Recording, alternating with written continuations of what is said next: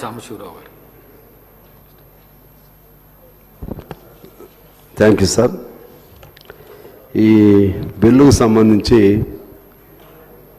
In toto నేను ఈ బిల్లును వ్యతిరేకిస్తా ఉన్నాను. ఎందువల్లంటే ఇది రాజకీయాలతో నిమిత్తం లేదు, భావ స్వేచ్ఛకు సంబంధించింది, అలాగే భాషకు సంబంధించి, లేకుంటే కవులు, కళాకారులు, సాంస్కృతిక రంగం పైన అన్ని రకాలుగా దాడులు చేయటానికి ఉండేటువంటి బిల్లు ఇది బ్రిటిష్ కాలంలో, ఆనాడు బ్రిటిష్ కాలంలో ఇటువంటి ఉండేవి. ఇందులో సరైనటువంటి స్పష్టత లేదు. ఇప్పటికే ప్రజాస్వామ్యం నిర్బంధంలో బంధించబడింది. కేంద్రం నిర్బంధం ఇప్పటివరకు ఉంది. కేంద్రానికి తోడు ఇప్పుడు రాష్ట్రం కూడా తోడైతే ఇక చెప్పుకోవడానికి ఎవరికి ఉండదు.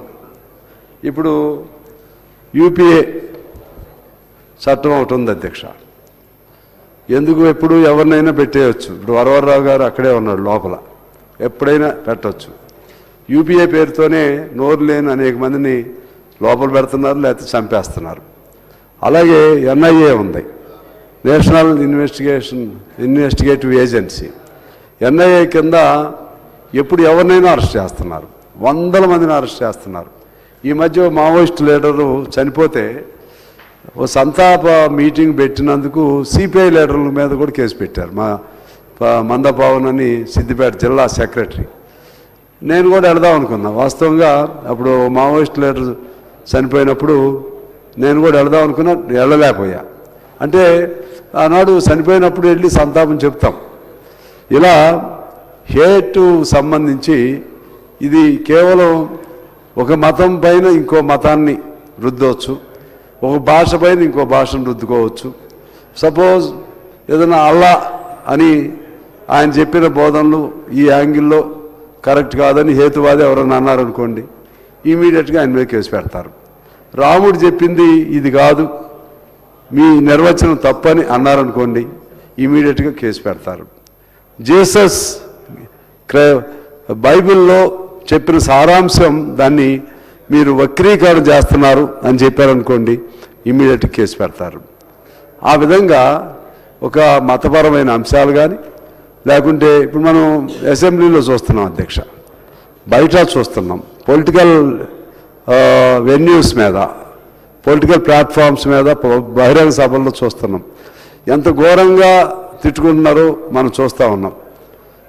ఎంత చివరికి ఇళ్లలో ఉన్న ఆడవాళ్ళను కూడా మెన్షన్ చేస్తూ తిట్టుకునే విధంగా, అదేవిధంగా ఆ జెస్చర్స్ కూడా అన్యాయంగా వాళ్ళ మన బాడీ లాంగ్వేజ్ కానీ ఇటువంటి అన్నీ అసెంబ్లీ లోపల చూస్తున్నాం, బయట చూస్తున్నాం. మరి ఇట్లా వీటిని కంట్రోల్ చేసుకోవడానికి ఉన్న చట్టమే సరిపోతుందనేది నా అభిప్రాయం అధ్యక్ష. ఉన్న చట్టమే సరిపోతుంది. దీనిలో ఈ పాయింట్స్లో కూడా చాలా ఏ పాయింట్ కూడా క్లారిటీ లేదు. తర్వాత అనుమానాలు వచ్చే విధంగా ఉన్నాయి అధ్యక్ష.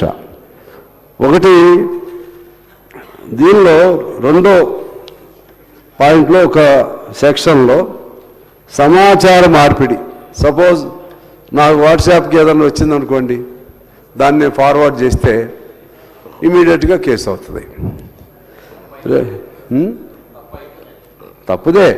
తప్పంటే ఇది ఏం నిర్వచనం చేస్తావు, ఏ తప్పని చెప్తావు, ఏది అందులో బూతులు తిడితేనో మతాన్నో అది ఇప్పుడైనా పెట్టవచ్చు, మనం అది ఇప్పుడైనా పెట్టుకోవచ్చు. దానికోసం ప్రత్యేకంగా చట్టం అవసరం లేదు అధ్యక్ష.